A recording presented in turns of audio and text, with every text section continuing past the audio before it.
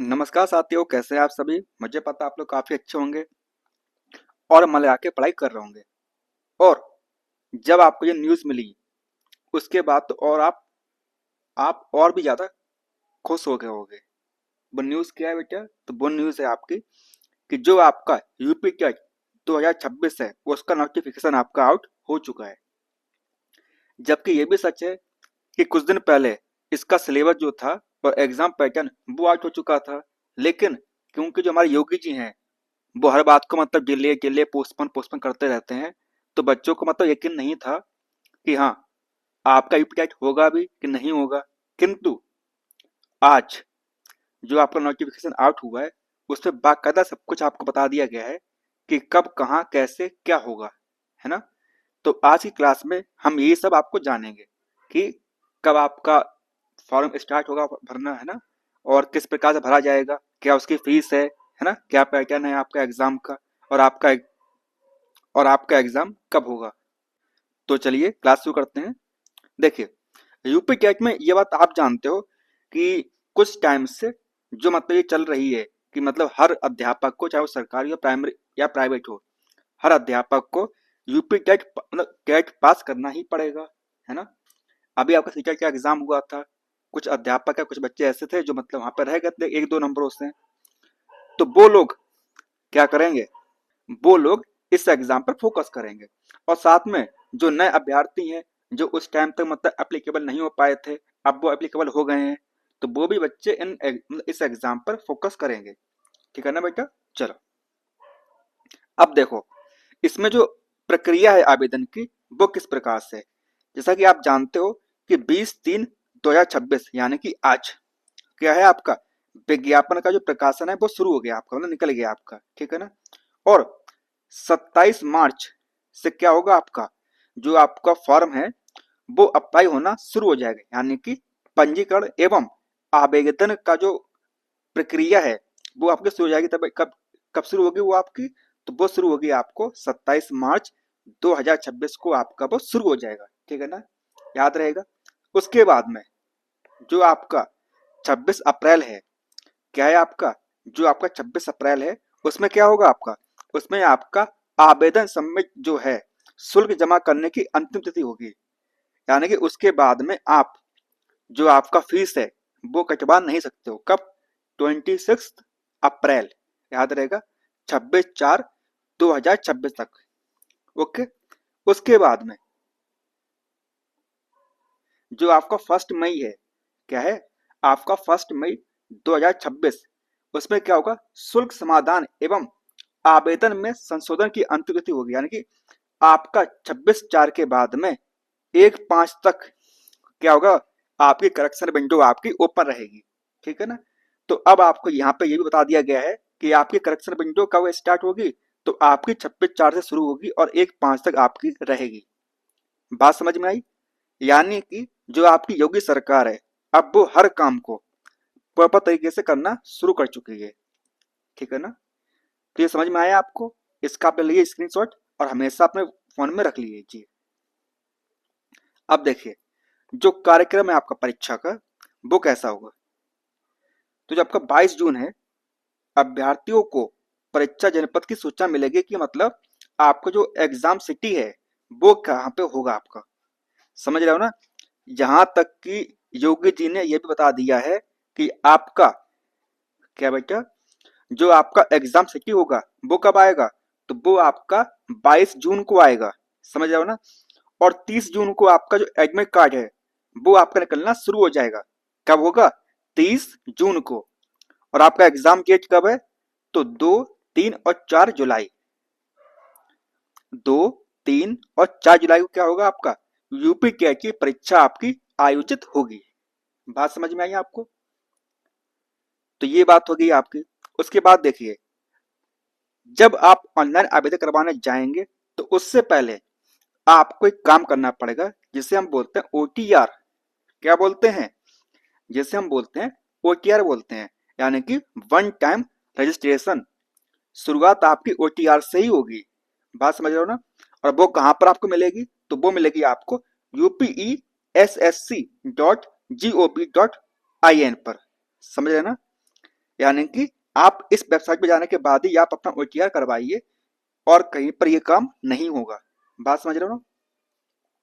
एक बार आपने ओटीआर करवा लिया तो उसके बाद में आप अपने क्वालिफिकेशन के हिसाब से, चाहे प्राथमिक या आप उच्च प्राथमिक, बोले तो आपका 1 से 5 या कक्षा 6 से 8 में आप अपना फॉर्म फिल कर दीजिएगा। बात समझ में आई? यानी कि जो भी काम होगा वो आपका ओटीआर के थ्रू ही होगा। ठीक, अब आगे देखिए। उसके बाद में सब पूछ रहे थे ना कि शुल्क क्या होगा, क्या अमाउंट होगा, फीस कितनी कटेगी। तो देखिए, जो सामान है आपके, है ना, जो आपके सामान है उनका है आपका 1,000 रुपए पर पेपर। समझ रहे हैं ना? यानी कि योगी जी भी बहुत लूट रहे हैं आप लोगों को। अब कहा करें, इलेक्शन टाइम है, लूटेंगे तो है ही है। और यहाँ तक कि जो आपके अनुसूचित जाति के लोग हैं, या अनुसूचित जाति जो जनजाति जो लोग हैं, मतलब उनके लिए 500 रुपये फीस है। ठीक, उसके साथ में जो दिव्यांग लोग हैं उनके लिए ये 300 रुपये फीस है। बात समझ में आई? यानी कि 1,000 रुपये आपका जनरल के लिए आपका, ठीक है ना, मतलब जनरल और ओबीसी के लिए, और 500 रुपये आपका SC ST के लिए, और साथ में जो 300 रुपये हैं आपके, वो आपके दिव्यांग लोगों के लिए है। ठीक है ना? चले, अब देखिए, जो आपका पेपर 1 है, यानी कि प्राथमिक स्तर, जो कि आप कक्षा 1 से लेकर 5 तक होता है, उसमें कितना है आपका, वो जो पेपर होगा आपका, वो टोटल आपका 150 उसमें सवाल आएंगे, और आपका 150 मिनट ही आपको उसमें मिलेंगे, मतलब अंक मिलेंगे। यानी कि एक सवाल के लिए आपको 1 अंक मिलेगा। ठीक, अब उसमें क्या क्या होगा, तो उसमें जो 30 सवाल रहेंगे आपके 30 अंक के, वो होगा आपका बाल विकास एवं शिक्षण विधि। ठीक, उसी प्रकार से आपका 30 सवाल रहेंगे आपके 30 अंक के, जो कि आपका प्रथम भाषा रहेगी आपकी। ठीक, उसी प्रकार से जो आपकी द्वितीय भाषा रहेगी, वो आपकी रहेगी 30 सवाल 30 अंक के। उसके बाद में आपकी गणित, जो कि आपका 30 सवाल 30 अंक के आपके, और आपका पर्यावरण अध्ययन, यानी कि बोले तो आपका EBS, 30 सवाल 30 अंक के। तो ये तो बात हो गई आपकी कक्षा कक्षा 1 से लेकर 5 तक की, यानी कि आपका प्राथमिक स्तर, पेपर 1। अब देखिए पेपर 2, जो कि आपका है उच्च प्राथमिक स्तर, कक्षा 6 से लेकर 8 तक का।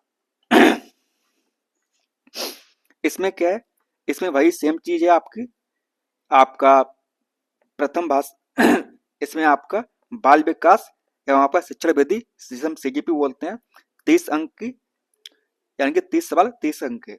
उसके बाद आपकी प्रथम भाषा और आपका द्वितीय भाषा, 30 सवाल 30 अंक के। उसके बाद में जो बच्चे मैथ साइंस वाले हैं, वो क्या लेंगे, तो वो लेंगे आपका गणित एवं विज्ञान, 60 सवाल उसके आएंगे, और आपके 60 अंक के होंगे।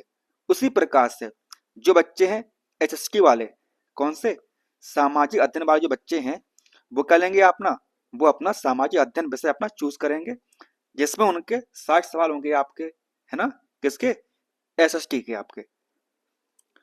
तो ये बात होगी आपकी पेपर 2 की। ठीक है ना, जो कि क्लास 6 से लेकर 8 तक के बच्चों को पढ़ाने के लिए आपका होता है।